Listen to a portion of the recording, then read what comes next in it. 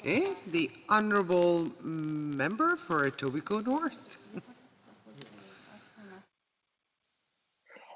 Madam Speaker, thank you to everyone who took the time and effort to speak on motion M-38. Most importantly, I thank them for their support. Our world-leading scientists, researchers, outstanding students, and research institutions deserve a dedicated voice in Parliament, and that means a permanent standing committee on science and research beginning in the 44th Parliament. Madam Speaker, science is not a club. It is not for a select few. Science is for everyone. Canadians should have better access to the science and research they fund because science and research provide our best hope for solutions to improving health, addressing the climate crisis, jump-starting economic growth, and growing jobs. Canadians should hear about science and research through a permanent standing committee in the House of Commons. Madam Speaker, science should not be a partisan issue. It is a fundamental building block of Canada that everyone in this House has a stake in and everyone should fight for.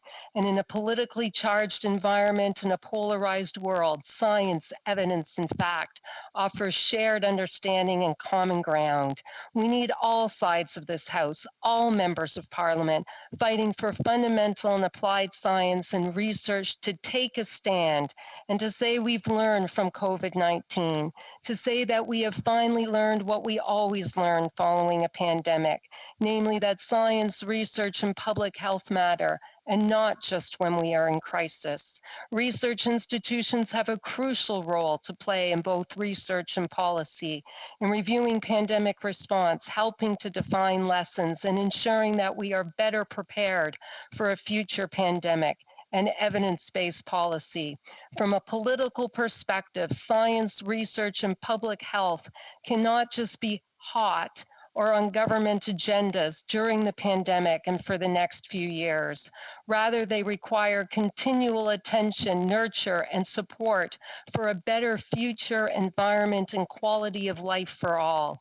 Madam Speaker, by voting for this motion, we have a chance to acknowledge our responsibility to protect science and research and anchor them in one of our most important democratic institutions. Madam Speaker, science and research should have a permanent place where issues that are important to the research community, Canadians, and the future of the country can be studied.